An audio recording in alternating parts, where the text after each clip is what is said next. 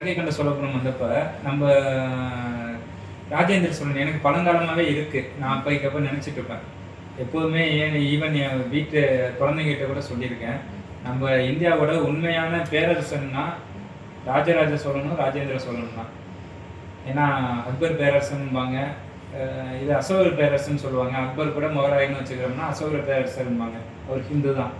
But அசோகர பேரரசரை ஏன் ஒத்துக்க மாட்டேன்னா அவர் சண்டை பண்ணி பிடிச்ச இடங்கள்லாம் வித்தின் இந்தியாவுக்குள்ளே தான். ராஜராஜ சோழனும் ராஜேந்திர சோழனும் தான் இந்தியாவை விட்டு தாண்டி வேறு நாடுகளை பிடிச்சவங்க. பிடிச்சி நம்ம சைவ சித்தாந்தத்தை இன்னொரு நாட்டுக்கு கொண்டு போனவங்களும் அவங்க தான். பட் அந்த எண்ண குமுறல்கள் பல நாள்களாக இருந்ததை மோடி ஐயா கங்கை கொண்ட சோழபுரத்தில் அதே விஷயங்களை சூப்பராக உலகத்துக்கு தெரிகிற மாதிரி பண்ணார். அப்போ ஒரே நாட்டில் எனக்கு ஒரு வாய்ப்பு கிடச்சிச்சு. ஒரே நாடு எடிட்டர் நம்பி நாராயணன் நம்மளுக்கு பழக்கம். அவர்கிட்ட இந்த விஷயத்த சொல்கிறப்ப இதோட கம்பேர் பண்ணேன், சைனாவோட கம்பேர் பண்ணேன்.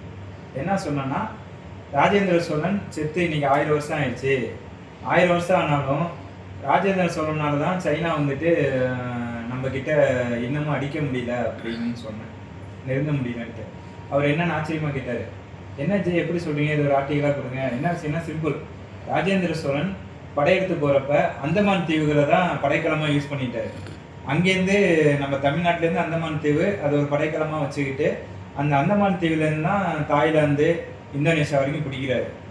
இப்போ வெள்ளக்காரன் ஆட்சிக்கு வரப்போ நமக்கு ஒரு வரலாற்று தொடர்பு வரணும். அந்தமான் தீவை நம்மக்கிட்ட கொடுக்கணும்னா அந்த அந்தமான் தீவை எது கொடுக்குறாங்கன்னா, நம்ம ராஜராஜ சோழன் பழங்காலத்துலேருந்து பிடிச்சதுனால 1000 வருஷத்துக்கு மேலே தொடர்பு இருக்கிறனால இது இந்தியாவோட சார்ந்தது. ஏன்னா அந்தமான் தீவு இந்தியாவோட கம்பேர் பண்ணுறப்ப தாய்லாந்துக்கு ரொம்ப பக்கம், ஆனால் இந்தியாவை பிடிச்சிடுறாங்க.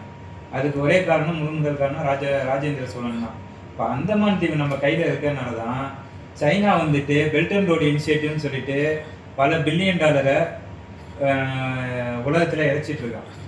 ஏன்னா அந்த அந்தமானில் நம்ம கப்பற்படை தளத்தை மோடி படமடங்கு உயர்த்திட்டார்.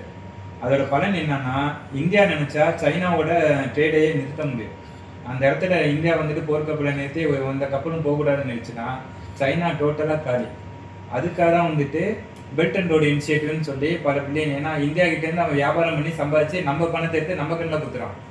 பட் நம்ம பண்ணது நம்ம கண்ணில் குத்துனாலும் வேற வழியில் ராஜேந்திர சோழன் பண்ண ஒரு நல்ல விஷயத்தினால இப்போ அதுக்கு மாற்று வழி கண்டுபிடிக்கணும்னு சொல்லிட்டு அதே பணத்தை வேற வகையில் செலவழிக்கிறான்.